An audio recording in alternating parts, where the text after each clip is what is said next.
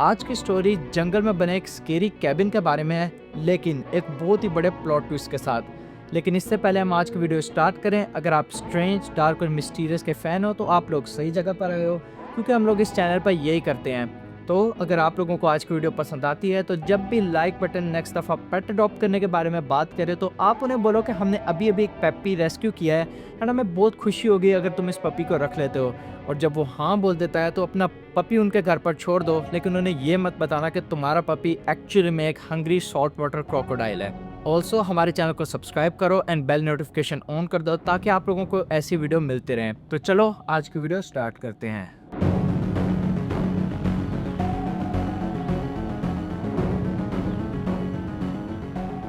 17 अक्टूबर 2019 की रात को एक 47 ईयर्स ओल्ड वुमेन जिसका नाम था एडा अपने कैबिन से बाहर निकलती है ताकि वो अपने डॉग को वॉक पर ले जा सके एंड साथ ही साथ में स्मोक कर सके। इस वक्त रात के 1:30 हो रहे थे एंड ये जो कैबिन था ये चारों तरफ से जंगल से घिरा हुआ था। लेकिन एडा को ऐसी जगह में रहना ज़्यादा पसंद था। उसे सिटी में जहाँ पर पब्लिक ट्रैफिक पोल्यूशन होती है ऐसी जगह पर रहना बिल्कुल भी पसंद नहीं था। और इसके पीछे भी एक वजह थी। एडा जब सिटी में रहती थी तो वो एक दिन शॉपिंग करने जा रही थी कि एक बंदा रैंडमली आके उस पर अटैक कर देता है। अब ये पूरा दिन का टाइम होता है एंड आसपास बहुत सारे लोग होते हैं, लेकिन इसके बारे में डेंजरस बात ये नहीं कि वो बंदा इस पर अटैक करता है, लेकिन इसके बारे में डेंजरस बात ये है कि वो बंदा इसे जानता तक भी नहीं था। एडा की इससे कोई दुश्मनी नहीं थी एंड वो रैंडमली आके एडा पे अटैक करता है एंड उसको बहुत ही बुरे तरीके से मारने लग जाता है। अब इसका असर एडा पे इतने बुरे तरीके से होता है कि वो डिप्रेशन में जाना स्टार्ट कर देती है। वो घर से बाहर निकलना कम कर देती है एंड लोगों से मिलना जुलना भी कम कर देती है। इसी के चलते उसके अंकल उसे कॉल करता है एंड उसे कहता है कि क्यों ना तुम कुछ दिन जाके हमारे कैबिन में रहो। अब ये कैबिन जो था ये एडा की फैमिली में काफ़ी देर से चलता आ रहा था। एडा यहाँ पर पली बड़ी थी एंड यहाँ पर खेलती भी रही थी, तो उसे इस एरिया का काफ़ी अच्छे तरीके से पता था एंड इसीलिए उसे नेचर में रहना काफ़ी पसंद था। एडा अपने हस्बैंड के साथ इस कैबिन में जाती है एंड 2 हफ्ते के लिए वो दोनों साथ रहते हैं। लेकिन तकरीबन 2 दिन पहले एडा के हस्बैंड को कॉल आती है काम से कि उससे सिटी में आना पड़ेगा एक बिल्डिंग की कंस्ट्रक्शन के लिए। तो एडा का हस्बैंड निकल जाता है एंड एडा उसे कंफर्म करती है कि मैं यहाँ पर ठीक रहूँगी एंड मुझे अकेले में रहना काफ़ी पसंद है। अब एडा एक्चुअली में अकेली नहीं थी, उसके साथ था एक डॉग। एडा का हस्बैंड उसे बाय बोलता है एंड ये कहते ही वो निकल जाता है। अभी तक तो सब कुछ ठीक चल रहा था, लेकिन आज की रात थोड़ी डिफरेंट थी। एडा बहुत ही ज़्यादा एंग्शियस फील कर रही थी एंड उसे डिप्रेशन भी फील हो रहा था। तो उसने सोचा क्यों ना मैं वॉक पर चलती हूँ एंड साथ ही साथ मैं अपने डॉग को भी ले चलती हूँ। तो वो अपने डॉग को पकड़ती है, दरवाज़ा खोलती है एंड वॉक पर निकल पड़ती है। अब आपको कुछ ऐसे इमेजिन करना पड़ेगा कि ये कैबिन ऐसे नहीं है कि आप घर से बाहर निकलो एंड यहाँ पर बहुत ही ज़्यादा लाइट्स होगी, रोड्स होंगे या पब्लिक आपको देखने को मिलेगी। नहीं, ऐसा बिल्कुल भी नहीं था। ये कैबिन क्योंकि जंगल में बना हुआ था तो यहाँ पर आप लोगों को जंगली जानवरों के अलावा कुछ भी नहीं मिलने वाला था। इस बात को ध्यान में रखते हुए एडा अपनी 9 मिलीमीटर की पिस्टल अपने साथ ले लेती है अपनी प्रोटेक्शन के लिए, इन केस उसे कुछ एनिमल वगैरह मिल जाता है तो उससे अपनी वो प्रोटेक्शन कर पाए। एडा अपने डॉग को लेकर चलती है एंड वो कुछ थोड़ी देर चलते हैं कि एडा रुकती है अपना स्मोक करने के लिए एंड वो ध्यान देती है कि उसका डॉग किसी रैंडम डायरेक्शन में चलता जा रहा है। एडा उसका पीछा करती है एंड वो देखती है उसका डॉग अचानक आके रुक चुका है। तो वो नोट करती है कि उसका डॉग बहुत ही ज़्यादा डरा हुआ है एंड किसी चीज़ के ऊपर ग्रॉल कर रहा है। इस वक्त रात बहुत ज़्यादा हो चुकी थी तो एडा को कुछ सही से दिखाई नहीं देता, तो वो अपनी फ्लैश लाइट निकालती है एंड जैसे ही वो डार्कनेस के अंदर उसे शाइन करती है वहाँ पर उसे ऐसी चीज़ दिखती है जो उसे डरा देती है। वो होता है एक माउंटेन लाइन। उसकी आइज़ शाइन कर रही होती हैं लाइट की वजह से एंड वो इनकी तरफ ही देख रहा होता है। अब एडा इस चीज़ से काफ़ी ज़्यादा डर जाती है, लेकिन वो अपने आप को काम करना स्टार्ट कर देती है एंड साथ ही साथ में अपनी पिस्टल निकालना स्टार्ट करती है ताकि वो अपने आप को प्रोटेक्ट कर सके। लेकिन जैसे ही वो अपनी पिस्टल निकालना स्टार्ट करती है वो देखती है कि लाइन की आइज़ बंद होती हैं, वो मुड़ता है और निकल पड़ता है। एडा डर के मारे कुछ देर वहीं पर खड़ी रहती है क्योंकि वो लाइन से बहुत ही ज़्यादा डर चुकी थी, लेकिन वो इवेंचुअली अपने आप को काम करती है, अपनी पिस्टल वापस रखती है और अपने डॉग की लीश पकड़ जल्दी से दोनों कैबिन की तरफ जाना स्टार्ट कर देते हैं। जब वो कैबिन के पास पहुंच जाते हैं तो उन्हें वहाँ पर कैबिन की लाइट दिखना स्टार्ट हो जाती है। वो जल्दी से कैबिन के अंदर जाते हैं, दरवाज़ा बंद करते हैं एंड डोर को लॉक कर देते हैं। कैबिन के अंदर आते ही एडा अपना फ़ोन निकालती है एंड अपने हस्बैंड को मैसेज करती है कि अभी उसके साथ यहाँ पर क्या हुआ है। जैसे वो मैसेज करके फ़ोन रखती है, अचानक उसे एक लकड़ी टूटने की आवाज़ आती है, जैसे कोई उसकी कैबिन के बाहर चल रहा हो। जब वो दूसरी तरफ देखती है तो वहाँ पर उसे विंडो के अंदर कोई भी नहीं दिखता। अभी कैबिन कुछ इस तरीके से बना हुआ था कि आप जैसे इसके अंदर एंटर करते हो तो सबसे पहले आप लोगों को किचन दिखता है। किचन के बाद आता है लिविंग रूम एंड उसके बाद आती हैं स्टेयर्स जो ऊपर जाती हैं एक और कमरे की तरफ। ये एक छोटा सा घर था एंड इसके चारों तरफ विंडोज़ लगी हुई थी। फॉर एग्जांपल अगर आप किचन में खड़े हो तो आप लोगों को लिविंग रूम की विंडो के बाहर भी हर चीज़ दिखेगी। तो जब एडा को वो आवाज़ आती है तो एडा बहुत ज़्यादा डर जाती है क्योंकि अभी अभी उसने लाइन को फेस किया था। उसे लगता है कि क्या पता ये लाइन उसे फॉलो करते करते कैबिन की तरफ आ गया हो, लेकिन वो अपने आप को रिलैक्स करती है एंड विंडो की तरफ चलना स्टार्ट कर देती है। वो आहिस्ता आहिस्ता आहिस्ता आहिस्ता विंडो के पास पहुंच जाती है एंड अपना हेड प्रेस करती है विंडो के अगेंस्ट एंड इधर उधर देखने लग जाती है। लेकिन उसे इस वक्त तो कुछ भी नहीं दिखता। बाहर बहुत ज़्यादा डार्कनेस होती है एंड जंगल के अलावा वहाँ पर कुछ भी नहीं होता। एंड इसी वक्त उसे याद आता है कि माउंटेन लायंस ऐसा बिहेव नहीं करते। माउंटेन लायंस ह्यूमन के अगेंस्ट बिल्कुल भी एग्रेसिव नहीं होते एंड वो ह्यूमंस का पीछा तो बिल्कुल भी नहीं करते। लेकिन उसके पास कोई और एक्सप्लेनेशन नहीं थी तो वो अपना कोट उतारती है, सोफा पर बैठकर टीवी स्टार्ट कर देती है एंड रिलैक्स करना स्टार्ट कर देती है। अब तकरीबन 20 मिनट बाद जब एडा कम्प्लीटली रिलैक्स हो चुकी थी एंड वो सोने के बारे में भी सोच रही थी, उसे अपने बाहर वाले पोर्च पर किसी के चलने की आवाज़ आती है, जैसे कि किसी के फुटस्टेप्स की आवाज़। अब इसे सुन के एडा बहुत ही ज़्यादा डर जाती है। वो जल्दी से सोफे के इस साइड आके बैठ जाती है एंड अपनी गन निकाल लेती है एंड वो ज़ोर ज़ोर से चिल्लाना स्टार्ट कर देती है कि जो भी है बाहर आ जाओ, नहीं तो मैं तुम्हें शूट कर दूंगी। लेकिन उसे कोई भी आवाज़ नहीं आती। वो कुछ देर वहीं पर बैठी रहती है एंड चिल्लाती रहती है कि कोई उसे रिस्पॉन्स मिले एंड वो फिगर आउट कर पाए कि आखिरकार यहाँ पर चल क्या रहा है। अभी ये सब हो ही रहा होता है कि उसे दोबारा से वो जो विंडो जहाँ पर लकड़ी टूटने की आवाज़ आई थी वहाँ से दोबारा से आवाज़ आती है। एडा दोबारा से जंप करके सोफे के दूसरी साइड आती है एंड इस दफ़ा दोबारा चिल्लाने लग जाती है कि जो भी है बाहर आ जाओ, नहीं तो मैं तुम्हें शूट कर दूंगी। अब इस सब को लेकर एडा बहुत ही ज़्यादा डर चुकी थी तो वो अपना फ़ोन निकालती है एंड 911 को कॉल मिलाना स्टार्ट कर देती है। लेकिन जैसे वो डायल करने लगती है वो अपने आप को रोक लेती है। वो सोचती है क्या ये चीज़ें असल में हो रही हैं या फिर मैं चीज़ें इमेजिन कर रही हूँ।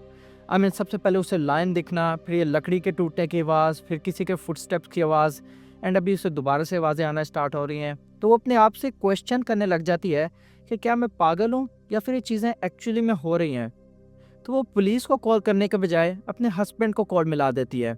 वो कॉल करती है लेकिन उसका हस्बैंड कॉल नहीं उठाता। अभी आप लोगों को ये ध्यान में रखना पड़ेगा कि इस टाइम ऑलमोस्ट रात के 2 बज रहे हैं, तो ये पॉसिबल है कि उसका हस्बैंड सो रहा हो।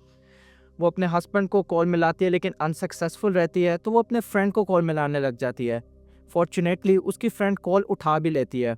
वो अपने फ्रेंड को बताती है कि उसके साथ अभी एक्चुअली में हुआ क्या है। सबसे पहले उसे लाइन दिखा एंड अब ये सारी आवाज़ें उसे सुनाई दे रही हैं। उसकी फ्रेंड से वो पूछती है कि क्या मुझे 911 को कॉल करनी चाहिए। उसकी फ्रेंड उसे बोलती है डेफिनेटली तुम्हें 911 को कॉल करनी चाहिए। लेकिन वो अपनी फ्रेंड को बताती है कि मैं अपने आप को एम्बेरस नहीं करना चाहती। पुलिस अगर यहाँ पर आ जाए एंड उन्हें कुछ भी नहीं मिले तो मैं एम्बेरस हो जाऊँगी। इनफैक्ट वो अपनी फ्रेंड को कहती है कि तुम मेरा एड्रेस ले लो इस कैबिन का एंड नेक्स्ट टाइम अगर मैं तुम्हें कॉल करूँ तो तुम फ़ौरन से पुलिस को बता देना एंड उन्हें यहाँ पर भेज देना। वो अपनी फ्रेंड को कहती है कि मैं तुम्हें कुछ ही मिनट में कॉल करूंगी पूरा घर स्कैन करके। वो अपने फ्रेंड की कॉल कट करती है एंड चुपके से नीचे बैठ के वो हर एक विंडो के पास जाती है एंड थोड़ा सा सर निकाल के इधर उधर स्कैन करती है कि क्या पता उसे कोई एनिमल वगैरह मिल जाए या कोई भी क्लू मिल जाए कि यहाँ पर कोई है या फिर नहीं। लेकिन उसे कुछ भी नहीं मिलता। लेकिन वो जैसे ही पोर्च की तरफ जाती है जहाँ पर उसे वो फुटस्टेप्स सुने थे, वो अपनी विंडो से हेड उठाती है, इधर उधर देखती है लेकिन वहाँ भी उसे कुछ नहीं मिलता। वो अपने फ्रेंड को कॉल करने वाली होती है कि मैं पागल हो गई हूँ एंड मैं चीज़ें इमेजिन कर रही हूँ। तो वो अचानक से मुड़ती है एंड वो फेस करती है उसी विंडो को जहाँ पर से लकड़ी टूटने की आवाज़ आई थी। एंड इस दफ़ा उसे जो दिखता है वो उसे हिला करके रख देता है। उसे वहाँ पर दिखते हैं 2 लोग एंड ये कोई एनिमल नहीं था। एडा इन सबसे इतना ज़्यादा डर जाती है कि वो अपनी गन निकालती है एंड इन 2 बंदों को शूट करना स्टार्ट कर देती है एंड वो भी एडा के ऊपर गोलियां चलाने स्टार्ट कर देते हैं। एंड इसी अफरा तफरी के माहौल में एडा अपनी फ्रेंड को कॉल मिला देती है। अब उसकी फ्रेंड चिल्ला रही होती है कि बताओ बताओ क्या हुआ है एडा, तुम ठीक हो या फिर नहीं। एंड एडा उसे बताती है कि यहाँ पर 2 बंदे हैं, वो मुझ पे शूटिंग कर रहे हैं, पुलिस को कॉल करो। एंड इसी के चलते एडा एक गोली चलाती है एंड वो उन दोनों बंदों में से एक के हेड पे जाके लगती है एंड एडा ज़मीन पर गिर जाती है। इसी के साथ उसके फ्रेंड की कॉल भी कट जाती है एंड एडा थोड़ी देर ज़मीन पर पड़ी रहती है। ज़मीन पर पड़े रहने के थोड़ी देर बाद एडा रियलाइज़ करती है कि जो सारी की सारी शूटिंग थी वो कम्प्लीटली स्टॉप हो चुकी थी। अभी किसी के चलने की आवाज़ नहीं आ रही थी, किसी के शूटिंग की आवाज़ नहीं आ रही थी। एंड एडा सोचती है कि क्या पता मैंने दोनों बंदों को शूट कर दिया है एंड अभी वो दोनों के दोनों मर चुके हैं। एडा ये सब सोच ही रही होती है कि उसके दिमाग में एक दूसरी थॉट आती है। वो कहती है क्या पता मैंने एक ही बंदे को शूट किया है एंड दूसरा बंदा यहाँ पर कहीं और से पोजीशन लेके मुझ पे अटैक करने की सोच रहा है। एडा ये सब सोच रही होती है कि उसे अपने ऊपर वाली मंजिल से किसी के चलने की आवाज़ आती है। इस टाइम एडा बहुत ही ज़्यादा डर चुकी थी एंड उसके दिमाग में वही वाला इंसिडेंट चल रहा होता है कि कैसे सिटी में उस पर बंदे ने बिला वजह अटैक किया था एंड वो आज तक पकड़ा ही नहीं गया। एंड उसी इंसिडेंट के बाद एडा ऑलमोस्ट हर चीज़ से डरना स्टार्ट हो चुकी थी। अब इसी डर के अंदर उसे गुस्सा आना स्टार्ट हो जाता है एंड वो अपने आप से कहती है कि आज मैं यहाँ से भागूंगी नहीं, आज मैं इन शूटर से फाइट करूंगी एंड यहाँ से जीत कर निकलूंगी। ये दिमाग में सोचते हुए वो सीढ़ियों की तरफ चलना स्टार्ट कर देती है एंड ऊपर की मंजिल की तरफ बढ़ना स्टार्ट कर देती है। ऑलमोस्ट 30 मिनट बाद इस कैबिन पर पुलिस अराइव कर देती है। उनकी गन्स ड्रॉ होती हैं क्योंकि एडा के फ्रेंड ने उन्हें बताया था कि यहाँ पर दो शूटर्स हैं जो एडा को शूट करने की कोशिश कर रहे हैं। इसीलिए पुलिस अपनी गन्स हाथ में लिए पूरे के पूरे घर को पहले बाहर से स्कैन करते हैं, लेकिन उन्हें यहाँ पर कुछ भी नहीं मिलता।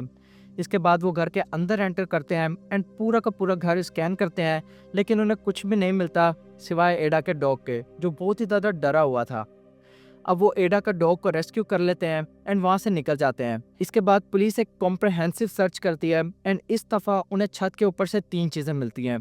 नंबर 1 एडा का जूता, नंबर 2 एडा का फ़ोन एंड थोड़ी दूर पड़ा नंबर 3 एडा की पिस्टल।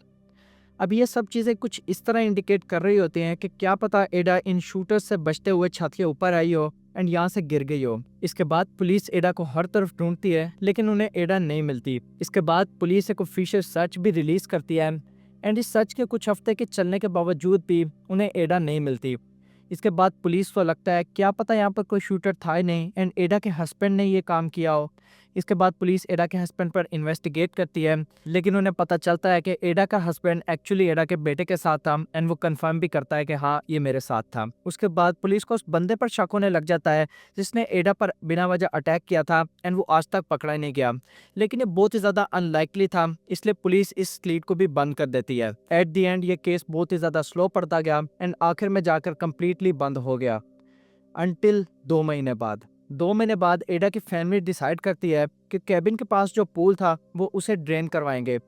हालांकि ये पूल ऑलरेडी पुलिस ने चेक कर लिया था एंड वहाँ पर उन्हें एडा नहीं मिली थी। एडा की फैमिली कमिटेड थी कि उन्हें ये पूल ड्रेन करवाना है एंड जैसे वो पूल को ड्रेन करवाते हैं वहाँ पर उन्हें मिलती है एडा की बॉडी। उसकी बॉडी 1 फुट वाटर में कवर होती है एंड वो ऑब्वियसली मर चुकी थी। एडा की बॉडी मिलने के बाद पुलिस को ऐसा लगता है कि क्या पता एडा ने कैबिन एस्केप कर लिया हो एंड वो शूटर्स एडा का पीछा करते करते यहाँ पर आ गए हों। इसके बाद उन शूटर्स ने एडा को शूट कर दिया हो एंड यहाँ पर फेंक दिया हो। लेकिन जब वो एडा की बॉडी एग्जामिन करते हैं तो उन्हें यहाँ पर एक भी बुलेट का निशान नहीं मिलता। बुलेट का निशान तो दूर की बात, उन्हें यहाँ पर एक स्क्रैच भी एडा की बॉडी पर नहीं मिलता एंड ये केस बहुत ही ज़्यादा उलझता जा रहा था। आगे जो सबूत आ रहे थे वो पुलिस को और भी ज़्यादा कंफ्यूज करते जा रहे थे। फॉर एग्जांपल जो शूट आउट हुआ था उसके अंदर से जो बुलेट्स मिली थी वो एडा की गन से निकली थी, लेकिन बाहर की तरफ जो शेल मिले थे वो एडा की गन से नहीं थे। लेकिन उसके बाद जो फोरेंसिस की रिपोर्ट आती है वो इस केस को पूरा वाइड ओपन करके रख देती है। एंड अब मैं तुम्हें बताऊंगा एक्चुअली में एडा के साथ हुआ क्या था। जब से एडा के ऊपर वो अटैक हुआ था, जो रैंडम बंदे ने एडा के ऊपर अटैक किया था एंड उसे मारा था एंड वो आज तक पकड़ा नहीं गया, इस चीज़ का इम्पैक्ट एडा के दिमाग पर बहुत ही ज़्यादा गहरा पड़ा था। एडा तभी से डिप्रेशन में जाना स्टार्ट हो चुकी थी। उसने अपनी फैमिली को तो ये बताया था कि वो बिल्कुल ही ठीक है, लेकिन इन रियलिटी वो बहुत ही ज़्यादा सफ़र कर रही थी एंड इसी सफरिंग के चलते वो बहुत ही ज़्यादा मेडिकेशंस भी ले रही थी एंड इन मेडिकेशंस में बहुत ही ज़्यादा हाईली एडिक्टिव मेडिकेशंस भी थी। एंड इस रात एडा बहुत ही ज़्यादा डिप्रेस्ड फील कर रही थी, तो वो सोचती है क्यों ना मैं वॉक पर जाऊं एंड वो वॉक पर जाती है अपने डॉग के साथ एंड जो वो सिगरेट निकाल के स्मोक कर रही होती है वो एक्चुअली में सिगरेट नहीं होती, वो होती है मेथोफीन। मेथोफीन, जिसे हम मेथ के नाम से भी जानते हैं, एक हाईली डेंजरस सब्सटेंस है एंड ये सब्सटेंस आप लोगों को चीज़ें इमेजिन करने पर मजबूर कर देता है, ऐसी चीज़ें जो इन रियलिटी हो भी नहीं रही होती। उस रात एडा जब वो स्मोक कर रही थी उसे एक्चुअली में वो लाइन दिखता है एंड क्योंकि वो मैथोपिन कंज्यूम कर रही थी, इस लाइन को देखकर वो इतना ज़्यादा डर जाती है, वो अपनी गन निकाल कर इधर उधर भागने स्टार्ट कर देती है एंड इवेंचुअली वो अपने कैबिन के पास पहुंच भी जाती है। वो अपने कैबिन के अंदर जाती है, दरवाज़ा लॉक करती है एंड अपने हस्बैंड को मैसेज कर देती है। मैसेज करने के बाद जब वो बैठती है एंड उसे वो परछाइयाँ दिखती हैं, जो दो बंदे उसे अपनी विंडो के बाहर दिखे थे, वो एक्चुअली में बंदे होते नहीं हैं, वहाँ पर कोई था ही नहीं। जो एक्चुअली में उसे चीज़ दिखी थी वो था उसका अपना रिफ्लेक्शन। उसे विंडो में अपना ही रिफ्लेक्शन दिखता है एंड वो अपने रिफ्लेक्शन के ऊपर ही गोलियां चलाना स्टार्ट कर देती है। एंड वो अपने दिमाग में ऐसे इमेजिन करने लग जाती है कि वो जो दो बंदे हैं वो भी उस पर शूट आउट करना स्टार्ट कर रहे हैं। इस चीज़ को लेकर एडा बहुत ही ज़्यादा पागल हो जाती है एंड जो उसे ऊपर वाली मंजिल पर फुटस्टेप्स की आवाज़ आई थी वो कुछ था ही नहीं, वो सब उसकी इमेजिनेशन थी। वो छत के ऊपर जाती है एंड जब वो छत के ऊपर पहुंच जाती है वहाँ पर उसका फ़ोन गिर जाता है एंड उसकी गन भी गिर जाती है। एडा छत से छलांग मार देती है एंड वो चलते चलते चलते चलते उस पोंड के पास पहुंच जाती है। जैसे ही वो पोंड के पास पहुंचती है उसका पैर किसी पत्थर के साथ अटकता है एंड वो जाके पोंड के अंदर गिर जाती है एंड उसकी डेथ हाइपोथर्मिया की वजह से एंड ड्राउनिंग की वजह से हो जाती है। एंड जिससे वो इस्केप करने की कोशिश कर रही थी, जो दो बंदे जो उस पर गोलियां चला रहे थे, वो इन रियलिटी थे ही नहीं एंड ये एक्चुअली में एडा की मैथोपिन थी जिसने उसकी जान ली थी। अल्टीमेटली एडा इस चीज़ को एस्केप करने की कोशिश कर रही थी जो उसके अपने दिमाग में ही थी। तो अगर आज की वीडियो आप लोगों को पसंद आई हो तो नेक्स्ट टाइम जब भी आपसे लाइक बटन मिले एंड कहे कि उसे पेट अडॉप्ट करना है, आप उनसे कहो कि हमने अभी अभी एक पपी रेस्क्यू किया है एंड हमें बहुत ही ज़्यादा खुशी होगी अगर इस तुम पपी को अडॉप्ट कर लेते हो। एंड जब वो हाँ बोल देते हैं तो पपी उनके घर अडॉप्ट कर दो, लेकिन उन्हें ये मत बताना कि तुम्हारा पपी एक्चुअली में एक हंग्री सॉल्ट वाटर क्रोकोडाइल है। ऑल्सो हमारे चैनल को सब्सक्राइब कर दो। मिलते हैं आपसे नेक्स्ट वीडियो में। Okay bye guys, see you letter.